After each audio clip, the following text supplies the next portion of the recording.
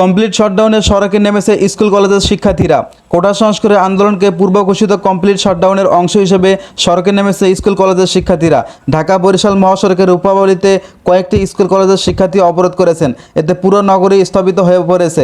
মহাসড়কে যান চলাচল কমে এসেছে। বৃহস্পতিবার 18 জুলাই সকাল 10:30 থেকে অবরোধ শুরু হয়। শিক্ষার্থী মাহফুজ বলেছেন, পুলিশ আমাদের সড়ক ছাড়তে বলেছে, কিন্তু আমরা ছাড়ব না। দাবি আদায় না হওয়া পর্যন্ত আমরা ঘরে ফিরব না। গুলিতে আমাদের বুক লেগেছে, আমরা ব্যথা বুঝি। আমাদের ওপর সরকার অবিচার করেছে। এর আগেও বুধবার রাত 1:30 পর্যন্ত বরিশাল ঢাকা মহানগর অবরুদ্ধ ছিল।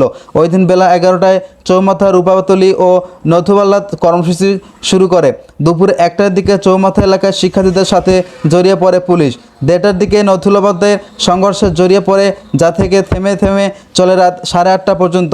এরপর পুলিশ ফিরে গেলে মহাসড়কের দখল নেয় আন্দোলনকারীরা। হামলায় আন্দোলনকারী কমপক্ষে অর্ধশত বিএম উপকমিশনার আলী আশরাফ ভুয়া সহ 25 পুলিশ কর্মকর্তা, 5 জন সাংবাদিক আহত হয়েছেন। তবে রাত 12টার দিকে নথুল্লাবাদের ছাত্রলীগ যুবলীগের একটি মোটরসাইকেল বহর লাঠিচার্জ করে আন্দোলনকারীদের এলাকা ছাড়া করেন।